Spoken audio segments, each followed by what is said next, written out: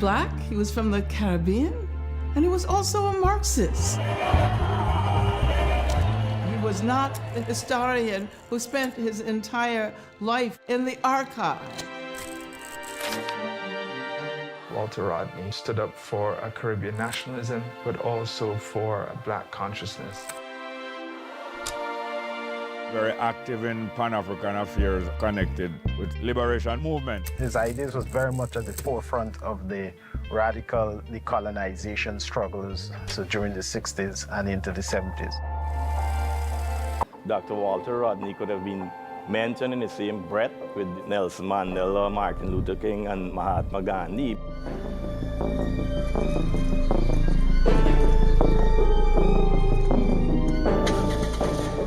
Walter was killed in the prime of his life. He was 38 years old. The government saw Walter as dangerous. He was charismatic, he was intelligent, he was able to bring people together. La première question serait comment avez-vous rencontré Walter Rodney? So the first time I came across him was at university, quite a long time ago, and I read his book, How Europe Underdeveloped Africa.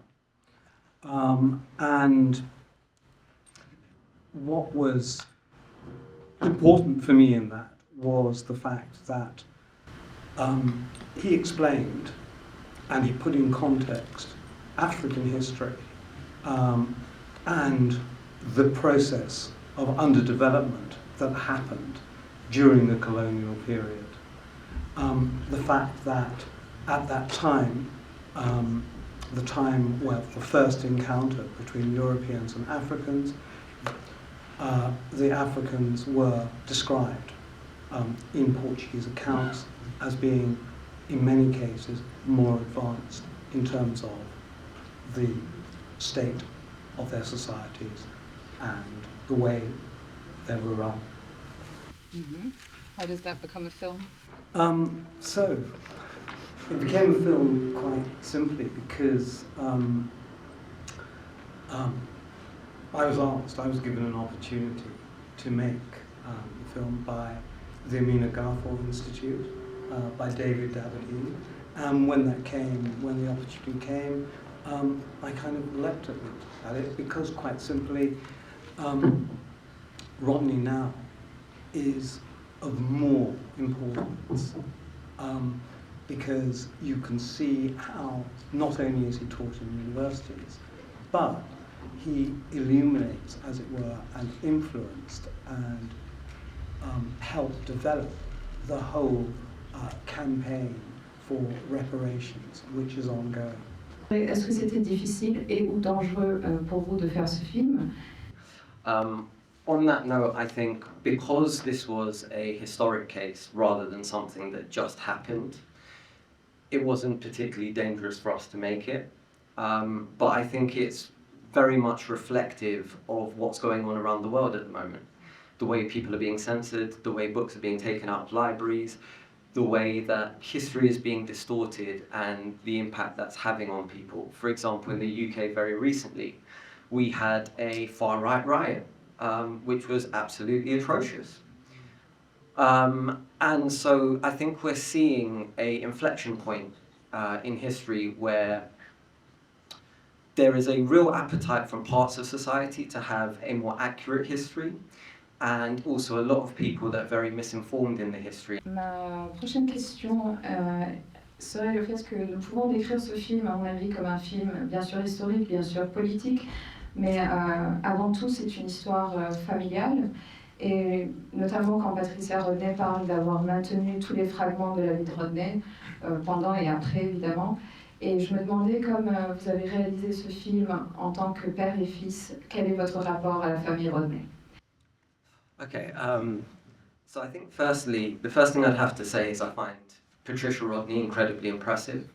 The fact that a woman and a family that have gone through so much still has a sense of humour the way that she does is utterly incredible. If I was in her position, I absolutely don't think I would be able to have that sense of humour still. In terms of the journey of us making films together, it's been a challenging one initially. But it's been, honestly, really pleasurable because I've grown up with my dad's journalism and with his influence. And what's really good is I think we have quite different skill sets. So I'm quite technical, I edit, I shoot, I can structure, but here's the maestro for that.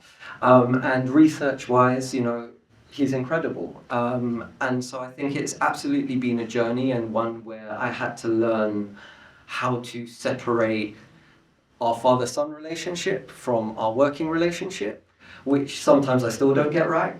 But it's been a transformative one and it has led to films like this and hopefully many more. Avez-vous essayé d'avoir une conversation avec les « ils » de votre titre, c'est-à-dire ceux qu'ils ne veulent pas que vous sachiez? J'entends par là les responsables de la mort de Rodney au Guyana, les officiers coloniaux de la Grande-Bretagne, les institutions impliquées, etc. Et qu'est-ce que cela dit au sujet de la continuité de l'esclavage et du colonialisme, comme le décrivait Davis dans le film, notamment d'un point de vue de classisme et de racisme? So, unfortunately, after we made and completed the editing of the film, we found out that Gregory Smith had, in fact, 3 years before the assassination of Walter Rodney, been trained in a British military college in the techniques that were used to kill him. So what that did, and in the making of the film, is it propelled me to look at the continuities in policing and surveillance of communities.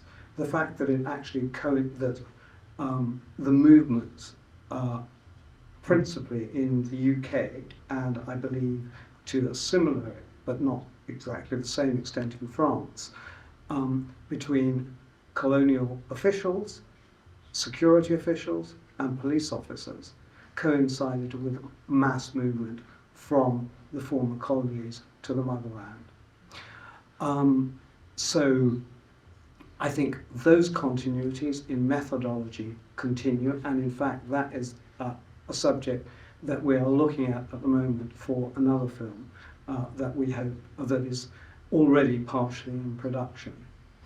In terms of talking to the perpetrators, or should I say the security officials, I would say that in England, certainly, that generation is dying out, and it is difficult to talk to people from that. So we talk mainly to historians, but I have, in the second documentary, the one that I developed, started talking to police officers who served in the 80s, 70s, 60s and 90s about the continuities, and to lawyers who are representing, as it were, people from our communities who are suffering from similar surveillance and the importation of colonial tactics and technologies to, in inverted commas, the motherland. Bonsoir. Je vais poser ma question en anglais. So thank you for this film. My question, I was a bit disturbed, to see Angela Davis talking about Black Lives Matter movement as a radical heritage of the thinking of Walter Rodney. I think it's a bit disturbing because to me, and I think a lot of grassroots people, we don't see Black Lives Matter as a radical movement. Thank you. I think there's a particular issue that confronts radicals, and that is how can you combat the injustices, and particularly the injustices that occur in the justice system. And I think if you think of Angela Davis's struggle, the fact is that anybody who attempts to exert radical change is challenged by that system. So although many people have questions about Black Lives Matter, and particularly now, the fact is that it is the forces of order and the justice system that is frequently deployed. So to draw attention at the time of making that film to some of the injustices that come out of the justice system, we felt was something that was justified.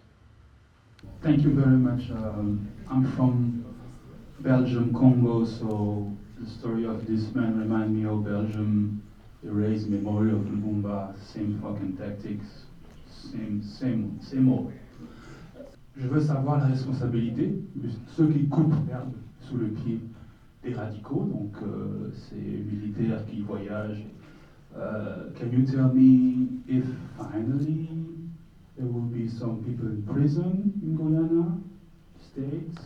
Is there anybody still breathing responsible to the death of that man who can be in jail, for example? C'est une possibilité, mais surtout avec les anciens coloniaux, non. Ça ne vient pas. Surtout parce qu'ils sont très âgés et les responsables, là, on ne trouve pas encore vivants. Pour le collaborateur au Guyane, ça c'est une possibilité, mais c'est un problème de politique parce que ils sont aussi âgés, mais le parti, possiblement le parti prochain au pouvoir au Guyane sera le parti de M. Burnham.